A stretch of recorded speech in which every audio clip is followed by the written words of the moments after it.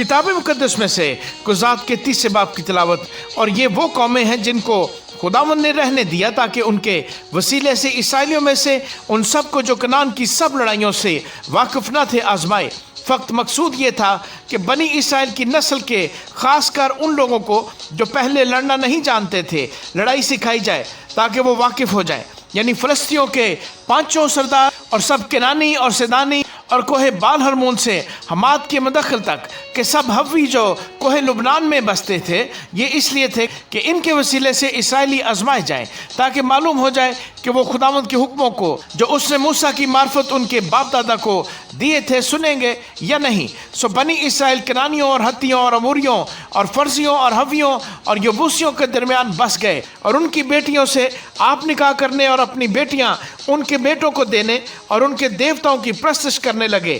اور بنی اسرائیل نے خداوند کے آگے بدی کی اور خداوند اپنے خدا کو بھول کر بالیم اور یسیرتوں کی پرستش کرنے لگے۔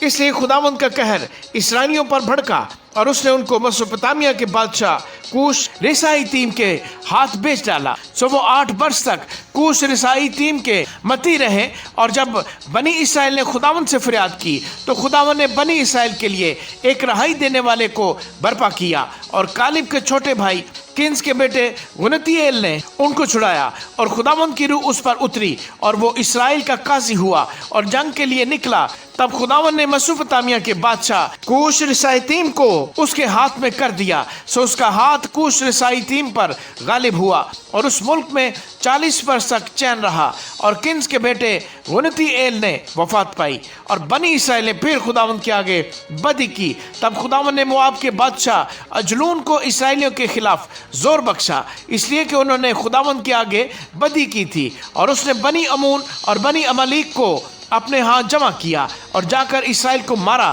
اور انہوں نے کھجوروں کا شہر لے لیا۔ سو بنی اسرائیل 18 برس تک مواب کے بادشاہ اجلون کے مطیع رہے۔ لیکن جب بنی اسرائیل نے خداوند سے فریاد کی تو خداوند نے بنیامینی جیرا کے بیٹے اہود کو جو بائیں ہتھا تھا ان کا چھڑانے والا مقرر کیا، اور بنی اسرائیل نے اس کی معرفت مواب کے بادشاہ اجلون کے لیے ہدیہ بھیجا۔ اور اہود نے اپنے لیے ایک 2 دھاری تلوار 1 ہاتھ لمبی بنوائی اور اسے اپنے جامے کے نیچے داہنی ران پر باندھ لیا۔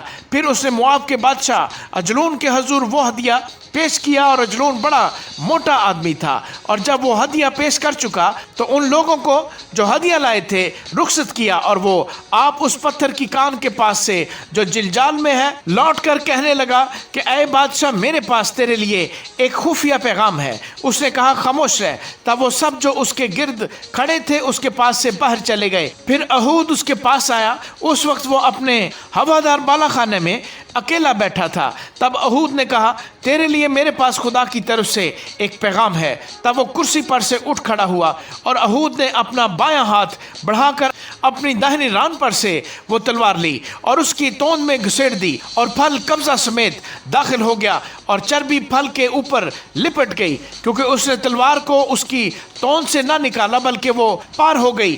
تب اہود نے برآمدے میں آ کر اور بالا خانہ کے دروازوں کے اندر اسے بند کر کے کف لگا دیا، اور جب وہ چلتا بنا تو اس کے خادم آئے اور انہوں نے دیکھا کہ بالا خانہ کے دروازوں میں کف لگا ہے۔ وہ کہنے لگے کہ وہ ضرور ہوادار کمرے میں فراغت کر رہا ہے، اور وہ ٹھہرے ٹھہرے شرما بھی گئے۔ اور جب دیکھا کہ وہ بالا خانہ کے دروازے نہیں کھولتا تو انہوں نے کنجی لی اور دروازے کھولے، اور دیکھا کہ ان کا آقا زمین پر مرا پڑا ہے، اور وہ ٹھہرے ہی ہوئے تھے کہ اہود اتنے میں بھاگ نکلا اور پتھر کی کان سے آگے بڑھ کر سائرت میں جا پناہ لی، اور وہاں پہنچ کر اس نے افرائیم کے کوہستانی ملک میں نرسنگا پھونکا۔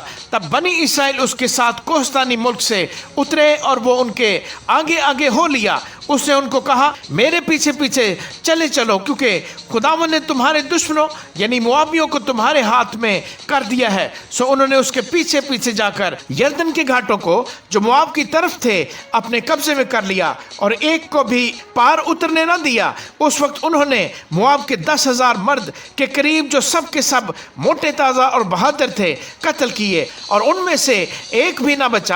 سو مواب اس دن اسرائیلیوں کے ہاتھ کے نیچے دب گیا اور اس ملک میں 80 برس چین رہا۔ اس کے بعد انات کا بیٹا شمجر کھڑا ہوا اور اس نے فلسطینیوں میں سے 600 مرد بیل کے پینے سے مارے اور اس نے بھی اسرائیلیوں کو رہائی دی۔ آمین۔